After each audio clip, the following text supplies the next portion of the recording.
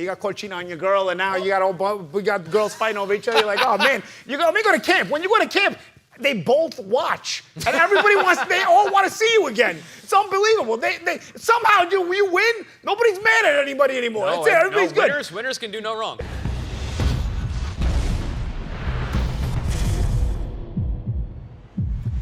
Welcome into the big fight breakdown here on ProBox TV. Download the ProBox TV app. Never fall behind in your boxing news. Well, it's a December 7th showdown in a rematch. It is Oscar Valdez versus Emanuel Navarrete, but Navarrete winning the first one by a wide margin in a unanimous decision, using his youth, his experience, his volume punches to win by a wide margin. But since then, lost his title to Berinchik, and Oscar Valdez has looked good in between. So the question is, will we see the same fight twice? Or will there be a shift in momentum based on the in-between time for both fighters? To help me figure it out, here at the desk of the champs, Paulie Malignaggi, Chris Algieri, the winner fights the same fight twice. We know that in combat sports. But when you're coming off a loss, where you lost your title, perhaps momentum isn't on the side of the winner. What's your thought? Yeah, a lot of times, when you talk about momentum, you talk about confidence as well, right? So you haven't really, been boxing your best. You haven't been feeling your best or looking your best. Starts to, create those doubts in your mind. Oh, well, am I losing a step? Am I the same fighter? Can I do what I used to do? You never know. I mean, and they could work the opposite way as well. Navarrete could say, hey, man, my back is to the wall. I've got to give everything right now. I've beaten this guy before.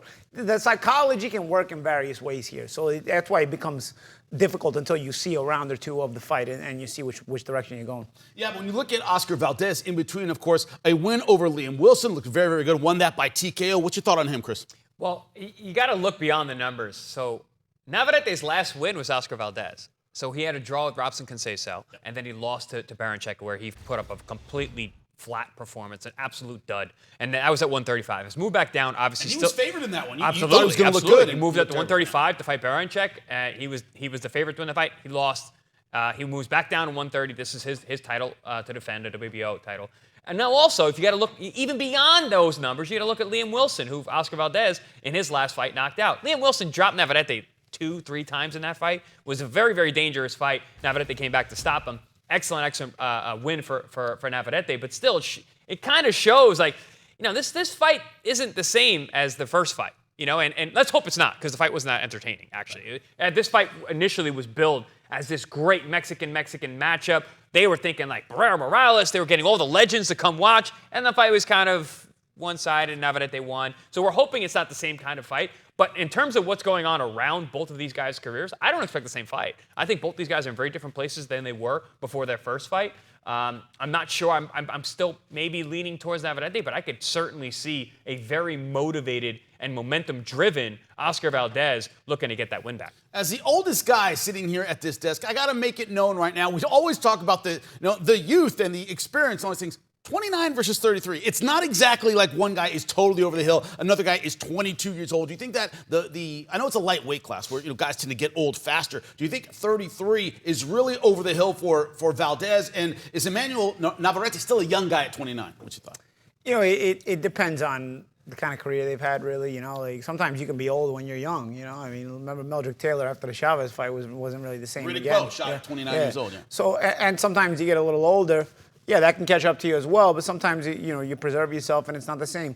I don't know, man. And neither of these guys is exactly Pernell Whitaker. Navarrete boxes a little bit better, I feel like, at range, but then he can also, the range gets close to him and he ends up getting hit with shots and taking shots he shouldn't take.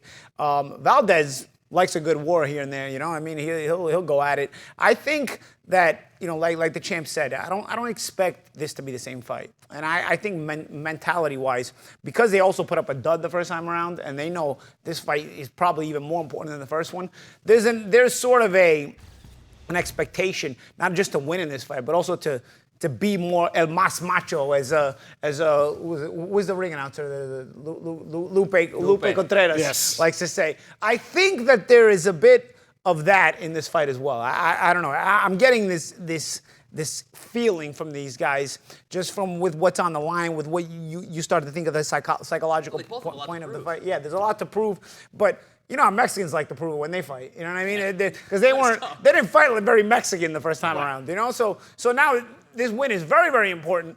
Plus, you got to live up to some expectation as far as the culture you come from. The one thing, though, also, when you look at top combat sports athletes or top athletes, period, consistency, I think, is underrated. We tend to remember what somebody did when they were great. We tend to forget how consistently they showed up and did their job in every single fight. So, Chris, both guys have had flat performances. You could argue Valdez's was against Navarrete, but Navarrete against Baranchyk just looked flat. Do you put a lot of weight behind someone having a flat performance when you can't afford that at the championship level? I don't, because it was a different weight class, right? So Navarrete moved up to 135 to fight Baranchyk. I think this is his third weight class at 130. I think that might have been his fourth weight class. He's trying to go for a fourth world title to enter that very illustrious group. But he's not the biggest guy in the world. I think part of the reason why he was so dominant in those lighter weight classes, he has very long arms. He's very, very powerful. At 135, it's not the same. That's when guys start getting much, they get bigger. Physicality becomes much more important at 135 and up. So I think the fact that he went up in weight and struggled and was a little bit flat shows you that it's really not built for that weight class. The fact that he's moving back down to where he has the title. So I kind of sweep that one under the rug a little bit. Yeah, you went up, you dared to be great, didn't work out, you're going back to where you belong. So as long as he can make that weight comfortably and still be healthy and go out there and fight, then I can forget about his foray at 135. Yeah, three-division champion. You know he has the credentials to have another great fight. But another rematch, December 7th, Rafael Espinoza, Robeisy Ramirez, a rematch of one of the best bouts of 2023. You said you expect more fireworks, right? You expect more fireworks in our first rematch when it comes to Navarrete versus Valdez. Do you expect fireworks in this one, Chris? I don't know. Because you're less sold on this one. I'm less sold on this one outpacing the first one, because the first one was awesome. It was an excellent fight, back and forth. There was a lot of drama. When Espinoza went down, apparently he broke a bone in his foot right there. So he fought the rest of the fight with a fracture in his boxing boot. So it adds that much more drama. He comes from behind at the end to score a 12th round knockdown to get the victory. And really, a star was born that night, because then we see this 6'1", 126-pounder who can punch and fight 12 rounds hard, and then he comes back, he gets a big win in his last fight, scores a beautiful knockout. So now it's like you're looking at this guy like, hey man, this guy's gonna be hard to beat at 126. And even though Ramirez was very much in that fight, and Ramirez was on such a roll leading up to this, it's still like, I think a lot of people are looking at this like, this is Espinoza's fight. This is his to win. And even Ramirez, he looked fantastic in his last fight, too. I love how these guys fought, had a great fight, super, super close, new champion, and then they go off and they go fight other guys, and now they're coming back around. So they both got to be able to get that confidence back, get a little momentum behind them. Get that taste out of their mouth. Get that taste out of their mouth. That's a good way to put it, Jimmy. And Ramirez looked fantastic, scoring a highlight reel uppercut knockout that you're going to be seeing for the rest of the year, especially when we start talking about knockouts of the year. So this fight, I think there's a lot of momentum on both these guys. But in terms of it outpacing or being better than the first fight, I'm not sold on it. Look, when you look at Rafael Espinoza, his corner said, you want me to stop the fight? And he went, nope. I'm not doing that. Once again, a fracture, a break in his foot. Very, very painful. What does that tell you, Paulie, when you hear that story about a fighter's trainer goes, hey, do you want to call it? And he goes, no, I'm going to win this fight. That extra dog in him. What do you think of that? Yeah, I think that, the determination to want to be great. Everybody always talks about, I'm going to go dare to be great. I'm going to do this and this. But when you actually act it out in the ring, so there's guys, who take risks. They do it for the payday. Then they be like, I dared to be great. You didn't even try, dude. You didn't dare to do anything except get paid. Daring to be great is your behavior inside the ring, and I feel like, when it comes to Espinoza, broken foot, he'd been down, topsy-turvy type of fight. Underdog, not a lot of expectation. And then all of a sudden, you have this sort of storm unfolding in front of you, and you decide, no, I'm going to stay in the storm. I'm not going to, exit out of this. The storm is right where I need to be if I'm going to be successful. And I think that says a lot. I think that's character building. It's character exposing, because, that sort of character revealing. We revealed that he has a lot of character. But I'll tell you, I'm going to go on the other side, too, with Robeisy. Robeisy also, when it comes to Cubans, you get the ones that are super, super disciplined and mature, right? You like your Guillermo Rigondos of the world, your Ruslan de Laras, who are consistent. They come through. They come to work. Boom, boom. They go. Because all of them that come from Cuba can fight. Yep. Every single one of them. Yep. They have that ability. They come to America. Some of them remain with that maturity. Lara and Rigondo come to mind as far as they're consistent, because once you know how to fight like that, all it is about consistency. Living right, training right, doing all that. And then you have the Cubans, even Joel Casamayor, who also lasted a long time, goes in that slot with Lara and Redondo. But then you have some of the Cubans like, I remember like your Ramon Garbez, your Jorge Luis Gonzalez, to a degree, even your Yorkis Gamboa, who are a bit all over the place. Where sometimes they look amazing, and sometimes you're wondering what happened to this guy, and you start to wonder if it's that Cuban party life, Cuban mentality when you get to the free world, and all of a sudden you're like, boom, you lose that discipline. You're not living in a barracks training every day. We've seen Cubans go both ways. Again, I reiterate, all of them can fight. It's just a matter of where they are mentally. Robeisy reminds me a little bit of the lesser disciplined kind.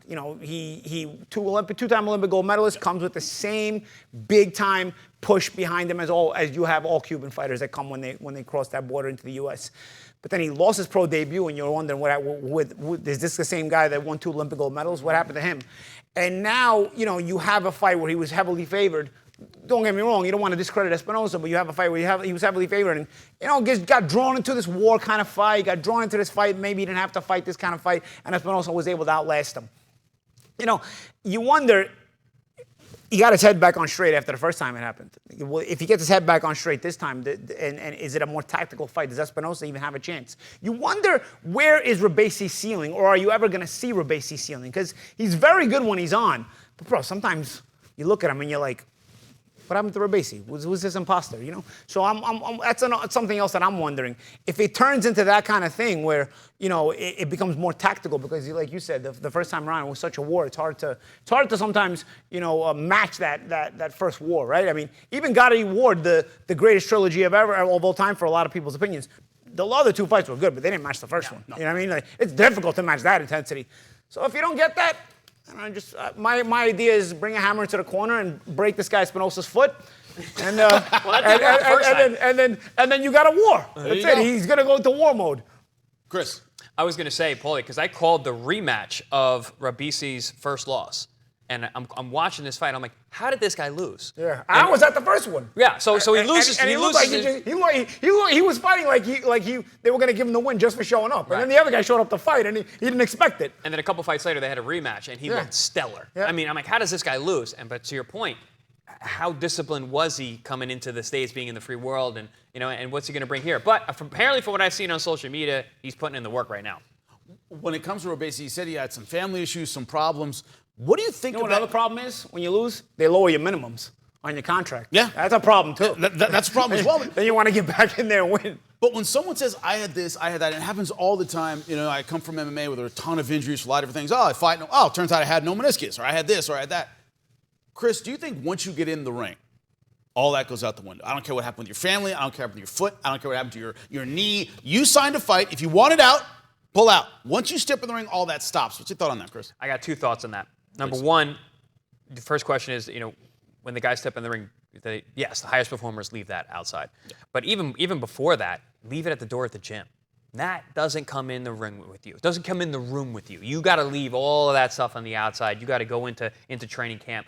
Marvin Hagler used to call it penitentiary. That's what he was going to jail. Going to jail. Put myself away. I'm locking myself up. Which means obviously it's not literal. I'm not literally locking myself up. I can leave camp. The idea is that I'm locking away the rest of my life. I'm locking away all the other distractions, all the other niceties, and I'm doing a job. So the best and highest performers consistently are able to do that. We all have problems outside of the ring. We all have injuries going into fights. The best guys, leave it at the door. I love that. I love that because I feel like it can go either way. It depends on where somebody's head is at.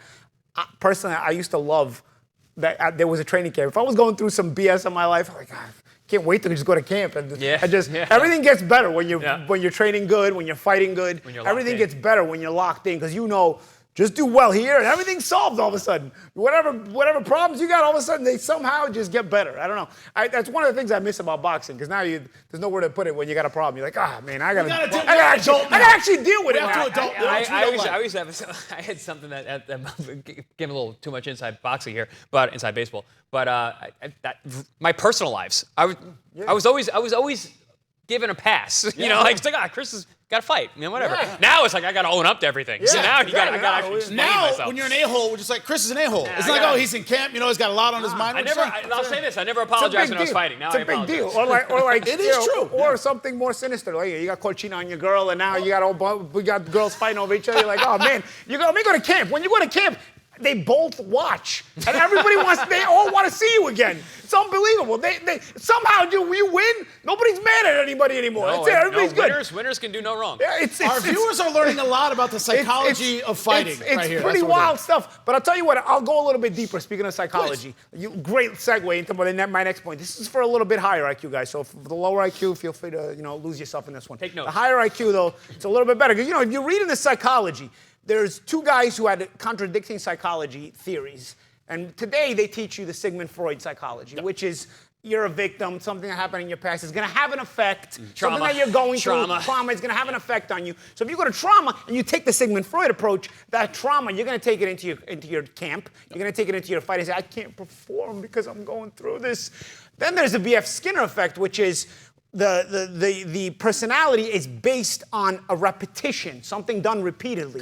Which essentially training camp is that. Fighting is that. So nothing else matters except the repetition of the way you handle something.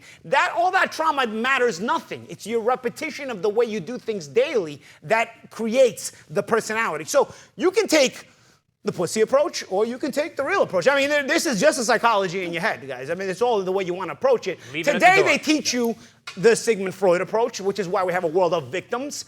But B.F. Skinner is a different theory. It's not as taught, but that's the way it goes. And in training camp, I think that was the best mentality when you were going through stuff. And I never cheated on anybody. Don't get me wrong. I'm not that kind of. Never been that guy. I've been a stellar boyfriend in my life. But nonetheless, what I'm saying is. Boy Scout level. But what I'm saying is problems could be left at the door when it was camp. I loved that. Right. I loved it. I actually, when I was dealing with it, I'm like, man, I can't wait to start camp. You know what I mean? But then there was times when, you're not dealing with anything. You're like, oh, man, I got to start camp right now. I'm having fun right now. So, it goes both ways. Don't get me wrong. It's not always a picnic. But, yes, there's... Diet starts Monday. Yeah, there's a way where... sometimes you want to go to penitentiary, sometimes you don't, I guess, But there's sometimes you need to go to penitentiary. Sometimes you need it. Sometimes you need it. As people do. But nonetheless, you want to go to jail, you want to go home. So I want to I want to go home, Jake. I want to go home. Now he has no choice but to go home. Camps are over. But Chris, I want to talk about something else. These fights happening in Phoenix, Arizona, in the Southwest. Big Mexican contingent, screaming fans, and also seems like Phoenix has become a hotbed of these kinds of fights. Big Mexican-American community. What's your thought on the crowd, their reaction, how it might influence things? I mean, I was at Munguia's last fight in Phoenix, and it was awesome. I mean, the crowd comes out. Now you got a whole Mexican card base. So you got a rematch. I mean, this is going to be awesome. I really want to go to this fight. We have our own fights that night, so I will not be there. But this is going to be a fantastic card, top to bottom. And the fans, man. I say it all the time. I love Mexican fans. I love Mexican fights. I know I love talking about the Canelo fights in Vegas because the Mexican fans are there all week long. They make it a vacation. It's awesome. It's so much fun. I love the Mexican fans. I feel like I've never experienced a Mexican fight in Arizona. I've somehow, in my whole commentating career, I've never worked a Mexican fight in Arizona. It's been more recently. Chris has been able to do it. Yeah. But I feel like I'm missing out. I feel like it's almost like a fight in England, like an Anthony Joshua or I literally wanted to go to this fight just because it's in. I feel like, when you talk about great fans, I feel like the aura of the Mexican fights in Arizona are that kind of aura from what I'm hearing from everybody else. So I feel like it's kind of, people say here, we got to go to fight in England. It's got to experience that. I'm getting to the point where I'm like, I got to go to fight in Arizona so I can experience it. But they got to be Mexicans. Got to be Mexican, just like in England, it's got to be Brits, of course. Right, yeah. Well, what I'm curious about, last thing I have for you, Paulie, I know you must have had a lot of rematches in amateurs. You guys both decorated. You were decorated amateur. You came up from kickboxing. The mental side of, you talk about leaving things out of the ring, or leaving things out of camp. How much do you take the first fight with you? Or is it, that is done, that was the last fight, there's a new one? How much of the psychology is, okay, last time he did this, last time he did that? How much do you leave the first fight out of it? Because we have 2 rematches on this one. I don't think you can expect an exact same fight again, but you take what worked, and then you try to also, my personal, the approach was, and I never lost a rematch in my career, but you take what worked, at least in my pro career, you take what worked, and then you try to also prepare for any adjustments that might need to be made as well. And also you prepare for some possible adjustments you might need to make as well. You got to try to keep bettering yourself from the experience. You can't rest on your laurels from whatever success you may have had, or you can't also rest on the negativity of the first fight if it was in fact negative. So there's various different types of mental preparation, but it's very mental, of course, because you're staring across the ring at somebody, and all of a sudden, you've seen them before, and that initial stare down, that initial instructions, you're like, oh, hey, here we are again, Now you've got to know in your mind you made the proper adjustments in that moment. That's a big psych job. Last question for you, Chris, of course. Something a little bit more about the future. Rafael Espinoza, you talked about him, 6'1", really long, big for the weight class. Does he stay in it long? Are the cuts going to start getting harder? 30 years old, I'm not quite sure. I'm telling you right now, this is his last fight at 26. He's moving up to 130. He's huge. I met him recently at the Munguia fight in Arizona. And I mean, I'm eye to eye with this 126-pounder. I was like, my goodness. I don't foresee him. He's not long for the weight class, so put it that way. No. It's rematch. It's two rematches. Two rematches. Two really good rematches. Yeah. It's going to be an Two excellent important night. And then this December, what they call it, no shave November. Yeah. Rematch December, because you got Usyk and Fury in December. Yeah. Well, it's rematch December. He just copyrighted that. Can't say it without giving credit to Paulie. Rematch December, and December 7th for us, of course. Ireland was outstanding first time around. Paulie just talked about the Irish crowd. They were absolutely unbelievable. We love the Irish fans. That's why we're going back December 7th, right here on ProBox TV. You talk about Mexico. How about Ireland versus Ireland in the main event? Check it out. ProBox TV Contender Series. On December 7th, look for an all-out Irish war as Dylan the Real Deal Moran battles Tyrone the Mighty Celt McKenna at the top of a stacked ProBox-worthy card.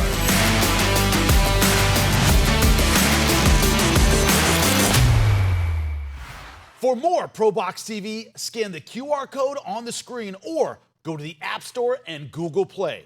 ProBox TV, your boxing channel.